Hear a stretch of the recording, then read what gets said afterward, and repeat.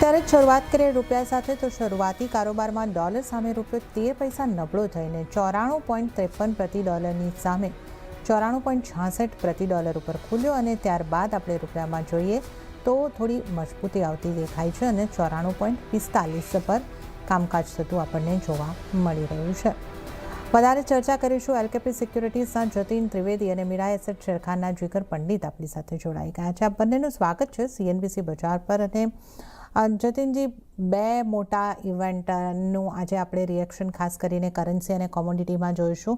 ફેડની બેઠકના આઉટકમ્સ આપણી પાસે આવી ગયા છે જે અપેક્ષિત રહ્યા છે, પણ જે આવતા કોઈ ચેન્જ નથી વ્યાજદરની અંદર, પણ આવનારા દિવસોમાં આવનારા સમયમાં રેટ કટને લઈને નવા ફેડ ચેરમેનને પોતાનો વ્યૂ પણ અહીંયાથી ક્લિયર નથી થયો. અને આની વચ્ચે આપણે જે રીતે જોઈ રહ્યા છે કે જે શાંતિ છે ઈરાન અને યુએસની વચ્ચે એની ડીલ જે છે એ સાઇન થઈ ગઈ છે, પણ રૂપિયામાં જે આપણે આ સમાચાર આવ્યા બાદ 2 દિવસથી જે મજબૂતી જોઈ હતી, આજે શરૂઆતમાં થોડું દબાણ બન્યું અને હવે થોડી પોઝિટિવિટી આવી છે, પણ આ બંનેની અસર કરન્સી પર કેવી રહેશે અને તમે કઈ રીતે જોઈ રહ્યા છો કરન્સીને? જના રાઇટલી પોઇન્ટેડ ટુ બે પોઈન્ટ્સ જ છે અને બે જ ઇવેન્ટ છે જે બહુ મોટા ઇમ્પોર્ટન્સ અહીંયા રાખે છે. આઈધર કરન્સી માર્કેટને કરી લઈએ આપણા પર્પઝ ઇન્ડિયન પર્પઝથી, ઇન્ડિયન ઇકોનોમિક પર્પઝથી, કે પછી ગ્લોબલ ઇવેન્ટ્સના દાયરામાં પણ જોઈ લઈએ તો યુએસ ઇરાનનું જે અનફોલ્ડ થશે આગળ ચાલતા બેઠકોના કારણથી, એનું પણ અસર આપણા ઉપર જરૂર પડે છે, કેમ કે આપણે એઝ અ ઇમ્પોર્ટર જે છે ઈ કમોડિટીઝ પર આનો અસર પડે છે. હવે કરન્સી પર આપણા રૂપિયા પર જે અસર જે છે હમણાં ઇમિડિયેટ બેસિસ પર આપણે જોવા જઈએ ને ના તો ડોલર ઇન્ડેક્સનો વધારે પ્રભાવ તો નથી અહીંયા. એક ડોલર ઇન્ડેક્સનો જે પ્રભાવ હતો એ 98 થી લઈને 100 સુધીની જે રેલી એની આવી છે એના કારણથી રૂપિયાએ નરમાશ પકડી લીધી હતી. બટ મેઇનલી જે ઇમ્પોર્ટ બિલ જે છે વધતો ગયો છે ફ્રોમ ધ મંથ ઓફ માર્ચથી લઈને જૂન સુધી જે ઇમ્પોર્ટ બિલ પર ઇમ્પેક્ટ થયું છે, ઇન્ફ્લેશન પર જે ઇમ્પેક્ટ થયું છે અને એફઆઈએસના જે કન્ટિન્યુઅસ આઉટફ્લો આપણે જોયા છે એના કારણથી રૂપિયા પર જે છે એ પ્રેશર બનેલો રહ્યો હતો. હવે છેલ્લા 2 હપ્તાથી જોઈ લઈએ તો ક્યાંય ને ક્યાંય રુઝાન પોઝિટિવ હતા. યુએસ ઇરાનના સેટલમેન્ટના ડિસ્કશન્સ ચાલુ હતા. એપ્રિલ મહિના પછી ડીએસ્કેલેશન ના ફોર્મેટથી આપણે બધું જોઈ રહ્યા છે. તો વર્સ્ટ સિચ્યુએશન જે છે એ ક્યાંય ને ક્યાંય થોડુંક પ્રાઇઝિંગ કરી લીધું હતું રૂપિયાએ, અને જેના કારણથી 97 સુધી આપણે એનો એક ફોલ જોયો અને ત્યારબાદ એના અંદર હવે કન્ટિન્યુઅસલી આપણે એક રાઇઝ જોઈ રહ્યા છે. આરબીઆઈના તરફથી મેજર્સ આવી રહ્યા છે, ગવર્મેન્ટ તરફથી સ્ક્રુટિની થઈ રહી છે કે જે બી ઇમ્પોર્ટ્સ આપણે કરી રહ્યા છે, સ્પેશિયલી ગોલ્ડ, સિલ્વર અને અન્ય જે બી વસ્તુઓ ઇમ્પોર્ટ કરીએ છીએ એના ઉપર ક્યાંય ને ક્યાંય તકાજો રાખીને ઇમ્પોર્ટ બિલ ઓછું કરવું એના પર ફોકસ છે.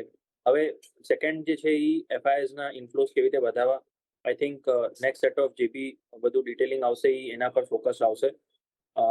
યુએસ ઇન્ડિયાના વચ્ચે ટ્રેડ ડીલ્સને લઈને પણ ક્યાંય ને ક્યાંય થોડું પોઝિટિવ સેટઅપ છે. ગઈકાલે ડોનાલ્ડ ટ્રમ્પે પોતાના સ્પીચમાં પણ કહ્યું હતું કે વેરી લાઇકલી ઇન્ડિયા વિઝિટ કરશે અને ઇન્ડિયા સાથે ટ્રેડ ડીલ પર ખાસ વાતચીત ચાલી રહી છે અને બહુ જલ્દી એના પર ડિસિઝન્સ આવશે.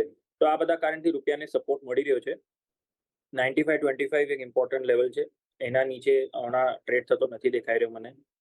જ્યાં સુધી 95.25 ના નીચે ટ્રેડ કરે છે, ઉપર ટ્રેડ કરે છે રૂપિયો, ત્યાં સુધી સપોર્ટ જે છે એ લેતો રહેશે. 94 તરફ સુધીની journey for the next 2 to 3 સેશન્સના અંદર આપણને જોવા મળી જવી જોઈએ. મંડે ટ્યુઝડે સુધી મને લાગે છે 94 ના લેવલ્સના આજુબાજુ આવી જશે. ઓનલી ઇન કેસ કે શુક્રવારે યુએસ ઇરાનના ટોક્સના વચ્ચે કોઈ નેગેટિવિટીના સાથેનું આઉટકમ ન આવી જાય તો જ આ રૂપિયાની જે ચાલ છે એ ઉલટી થશે અને ટુવર્ડ્સ 95 પહેલા દેખાડશે. અનલેસ એન્ડ અનટિલ એવું નથી થતું ત્યાં સુધી ચાન્સીસ હાઈ છે કે 94 સુધીની જર્ની જે છે એ ક્યાંય ને ક્યાંય રૂપિયો દેખાડે. અને વિથ ફોકસ ઓન એપ્રિશિએટિંગ રૂપી, ગોલ્ડ ને સિલ્વરના અંદર પણ થોડુંક અહીંયાથી મુનાફા વસૂલી દેખાય છે અને એના કારણે આપણને રૂપિયાને પણ થોડોક સપોર્ટ મળતો જોવા મળી રહ્યો છે. જી જર્મની. પણ હવે વાત કરી લઈએ ક્રૂડની. યુએસ અને ઈરાન વચ્ચે ડીલ પર હસ્તાક્ષર થતાં ક્રૂડ ઓઇલમાં વેચવાલી આગળ વધી અને જ્યાં બ્રેન્ટના ભાવ 2% વધારે તૂટતા દેખાયા અને બ્રેન્ટ $78 નીચે 2.5% દબાણ સાથે 77.57 ઉપર પહોંચી ચૂક્યું છે. નાઇમેક્સ ક્રૂડની વાત કરીએ તો ત્યાં પણ લગભગ 3%નું દબાણ $74 પાસે કિંમતો પહોંચી ચૂકી છે. અને એમસીએક્સ ક્રૂડ પણ જોઈ લો, 7050ના સ્તર અહીંયા આગળથી જોવા મળી રહ્યા છે. 2.25%નું દબાણ અહીંયા આગળ બની રહ્યું છે. ઉલ્લેખનીય છે કે જલ્દી જ સ્ટ્રેટ ઓફ હોર્મુઝ ખુલવાની આશાએ અને બજારમાં ક્રૂડની સપ્લાય સામાન્ય થવાની આશાએ ક્રૂડ ઉપર દબાણ બની રહ્યું છે. જતીનજી, હવે ક્રૂડને કઈ રીતે જોવું જોઈએ? સપ્લાય વિક્ષેપ દૂર થઈ રહ્યા છે એ રીતની આશા અહીં આગળથી ખાસું એવું દબાણ બની ગયું.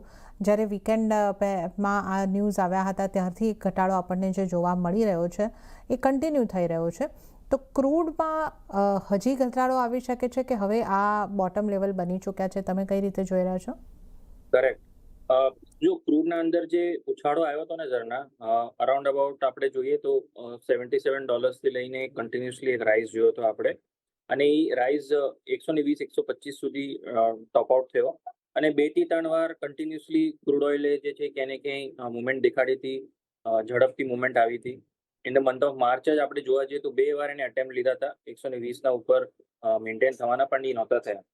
ક્યાંય ને ક્યાંય માર્કેટે ઓવર રિએક્શન તરત જ આપી દીધું હતું in the month of March, એમ સોચીને કે વર્સ જે છે હજી તો આવવાનું બાકી છે, પણ પછી એના પછી વર્સ કંઈ થયું નહોતું, અને રિઝોલ્યુશન અને સોલ્યુશન તરફના સ્ટેપ્સ જે છે એ ક્યાંય ને ક્યાંય દેખાઈ રહ્યા હતા. વચ્ચે વચ્ચે ડીએસ્કેલેશનના પોઈન્ટથી હટીને એસ્કેલેશન પણ થઈ રહ્યા હતા, બટ સ્ટેટ ઓફ હોર્મ્સનું જે વર્સ થવાનું હતું એ મંથ ઓફ માર્ચમાં હતું, અને એપ્રિલ મહિનાથી ક્યાંય ને ક્યાંય જે સ્ટેપ્સ આવવા માંડ્યા એના કારણથી ક્રૂડને જે છે સપોર્ટ મળવાનો ઓછો થઈ ગયો, અને જ્યારે સપોર્ટ મળવાનો ઓછો થઈ ગયો તો એના કારણથી ભાવ જે છે એ તૂટવા માંડ્યા, અને હાયર લેવલ્સ પર સસ્ટેન ન થવું એ આપોઆપમાં એક બહુ મોટું નેગેટિવ સેન્ટિમેન્ટ થઈ જાય છે. હવે હાયર લેવલ્સ પર જ્યારે કોઈ એસેટ સસ્ટેન નથી થતું તો હાઈ ચાન્સીસ થઈ જાય છે કે જે લોકોએ એન્ટ્રી જ્યાં બનાવેલી હોય ત્યાં પાછું રીએન્ટ્રી કરવા માટે 10 વાર વિચાર કરશે કે ભાઈ હવે ડેવલપમેન્ટ કંઈ એવા સપોર્ટિવ આવે તો એના અંદર એન્ટ્રી લેવાય.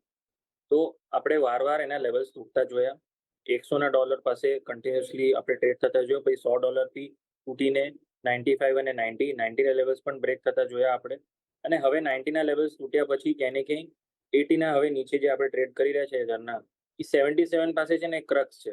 અગર માર્ચ મહિનાનો આપણે જે સેકન્ડ માર્ચે જે પ્રાઇઝે ગેપઅપ ઓપનિંગ કરી હતી સોમવારના દિવસે, ત્યારે $77 પાસે એક બેઝ એને બનાવી દીધો હતો. હવે પાછું એ જ $77 પાસે આવીને ઊભું છું. તો માર્કેટ અહીંયા સીધું બતાવી રહ્યું છે કે જેટલા પાર્ટિસિપન્ટ્સે અહીંયા એન્ટ્રી લીધી હતી એ બધા લોકો એક્સિટ કરી ચૂક્યા છે હાયર લેવલ્સ પર, અને ક્યાંય ને ક્યાંય પાછું એ જ લેવલ પર આવીને ઊભું રહી ગયું છે ક્રૂડ ઓઇલ જે છે એ બ્રેન્ટના હિસાબે વાત કરું છું. હવે પાછું જે ઇવેન્ટ શુક્રવારે છે એના ઉપર આઉટકમ કેવું બનશે, કેવી રીતના એ લોકોનો ટોક્સ વધશે, એના ઉપર રિએક્શન થશે. સો હવે અહીંયાથી એક વસ્તુ નક્કી એમ દેખાય છે મને કે આજે ને કાલે 2 દિવસના અંદર 75 ને 77ના વચ્ચે જે છે એ ક્યાંય ને ક્યાંય સપોર્ટ લેતા જોવા મળશે, અને 80ના ઉપર હમણાં ફિલહાલ નહીં જાય પ્રાઇસ 2 દિવસ માટે. જ્યાં સુધી આનો આઉટકમ બહાર નથી આવતું ત્યાં સુધી આ વોલેટાઇલ રેન્જ જે છે ક્યાંય $3 થી $4 વચ્ચે રહેશે. આઉટકમ કેવું આવે છે શુક્રવારે એના પછી ક્રૂડ ઓઇલ જે છે પોતાની રિયલ ટ્રેન્ડ બતાવશે કે અહીંયાથી પાછું હાયર પ્રાઇસ થાય છે. અગર એસ્કેલેશન થવા માંડે છે અને ઈરાન સપોર્ટ નથી કરતો, જે રીતે ટ્રમ્પે પણ કીધું છે કે જો ઈરાને અગર સહમતિ નહીં આપી તો પાછું એના ઉપર પ્રહારને બધું જે બી ચાન્સીસ છે એ બધાના વર્ડ્સ યુઝ કર્યા એમ. પણ જો અગર જે હિસાબથી 24 hours 48 hoursમાં ડેવલપમેન્ટ થયા છે, અગર પોઝિટિવ સાઇડનું જ રહે છે તો આ તમને $75 તૂટતું દેખાશે, અને પાછું 65 સુધીની જર્ની ચાલુ થઈ જશે. સો આ બધી વસ્તુને ધ્યાનમાં રાખવાનું છે. 75 થી લઈને 77 બહુ ઇમ્પોર્ટન્ટ ક્રક્સ છે, બહુ ઇમ્પોર્ટન્ટ સપોર્ટ ઝોન છે, અને હાયર સાઇડ પર હમણાં 79-80 પાસે જ્યારે બી દેખાય ત્યારે એની અંદર પ્રોફિટ બુકિંગ કરીને પાછું સેલિંગ સાઇડમાં આવી જવાનું છે. તો આ રેન્જને પ્લે કરવાનું છે ફોર ધ નેક્સ્ટ 2 days. 2 દિવસ પછી ક્લિયરિટી મળશે કે અપ ટ્રેન્ડમાં રહેશે કે ડાઉન ટ્રેન્ડમાં રહેશે.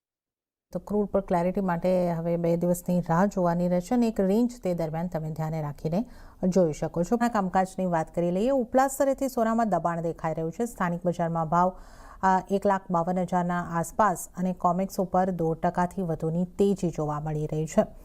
ઉલ્લેખનીય છે કે આ વર્ષે ફેડ દ્વારા એકવાર વ્યાજ દર વધારાના સંકેતો આપવામાં આવ્યા છે. હવે જતીનજી, સોનામાં અહીંયા આગળથી થોડું આપણને જે પ્રશ્ન જે ઉઠી રહ્યો છે કે યુદ્ધ અટકી ગયું છે, ડીલ સાઇન થઈ ગઈ છે, છતાં MCX ઉપર ગોલ્ડ જે છે એ પોઝિટિવમાં નથી આવ્યું. કોમેક્સ ગોલ્ડમાં થોડી પોઝિટિવિટી દેખાઈ રહી છે. ફેડના આઉટકમ્સ અપેક્ષિત રહ્યા છે, તો શું અસર કરી રહ્યું છે ક્રૂડને, અને MCX પર ક્રૂડ ડાઉન કેમ છે? સોનું કે ક્રૂડ અજરના? તો સોનાની વાત કરી રહી છું, ભૂલમાં ક્રૂડ કહી દીધું છે. હા, સો ગોલ્ડના આપણે મુખ્ય કારણ તો એ જ જોઈ લઈએ જરના કે જે હિસાબથી યુએસ ઈરાનના ડીએસ્કેલેશન છે ત્યાંથી એક રેલી જે છે એ જોવા મળી ગઈ. 4,000ના પાસેથી સપોર્ટ લીધો અને 4,400 સુધીની એક રેલી એને 3 થી 4 સેશનના અંદર દેખાડી દીધી. પાછલા ગુરુવારે આપણે વાત કરેલી તો પાછલા ગુરુવારે દેર રાતે 11 વાગ્યાના આજુબાજુ અપડેટ આવ્યા હતા કે યુએસ અને ઈરાનના વચ્ચે સંધિના ચાન્સીસ છે અને યુએસ જે છે ઈરાન પર અટેક નહીં કરે. અને ત્યારબાદ એના અંદર કન્ટિન્યુઅસલી એક રેલી જે છે ચાલતી રહી છે સોનાના અંદર. ગઈકાલે રાતના સ્પીચના ઉપર કેવિન વોશની first meeting, highly anticipated meeting, expectation interest rate cut નહીં થાય, બટ સ્ટેટમેન્ટ પર પૂરું ફોકસ હતું. હવે સ્ટેટમેન્ટ પર આઉટકમ એ છે કે આગળ ચાલતા એક રેટ હાઇક જે છે ક્યાંય ને ક્યાંય માર્કેટને એક્સપેક્ટેશન રહેશે. હવે એક રેટ હાઇકનો મતલબ એ છે કે આ વર્ષના જે બી હજી 2 કે 3 પોલિસીસ જે આવશે એમાં એક હાઇક થઈ શકે છે 2026ના અંદર.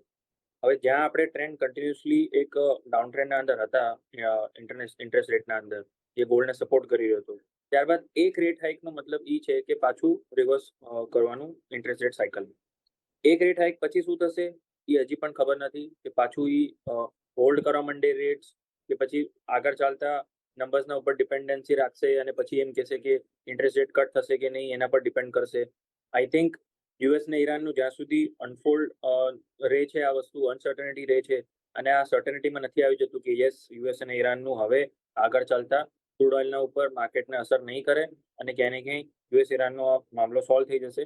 એના કારણથી એમને આ સ્ટેટમેન્ટ રાખ્યો છે હજી પણ ટેબલ પર, કેમ કે આ પોલિસી જે છે એ ક્યાંય ને ક્યાંય હજી સોલ્યુશનના પહેલાની પોલિસી છે એમના પાસે. જો હવે આ ફ્રાઈડે પછી અગર જો આ પોલિસી હોત ને જનના, તો ક્યાંય ને ક્યાંય થોડા ક્લેરિટીથી વાત કરતા દેખાયા હોત કે સર્ટનિટીથી કહેતા હોત કે યસ ઇન્ટરેસ્ટ રેટ કટ થશે, યસ હજી પણ પ્રોબ્લેમ્સ છે, હજી પણ થોડુંક ઇન્ફ્લેશનના કન્સર્ન રહેશે, પણ એવું બધું કંઈ કીધું નથી. ઇન્ફ્લેશનના કન્સર્ન નથી જતા વધારે એમને. સો મારા હિસાબથી યુએસ અને ઈરાનનું આ સોલ્યુશન જો થઈ જાય છે ને, તો આ ઇન્ટરેસ્ટ રેટ હાઇકની જે વાત છે ને એ પણ કદાચ રિડ્યુસ થઈ જાય. હમણાં જરૂર કીધી છે, પણ નેક્સ્ટ પોલિસી આવતા કદાચ એમ પણ થઈ શકે છે કે હવે ઇન્ટરેસ્ટ રેટ વધારવાની જરૂરત નથી.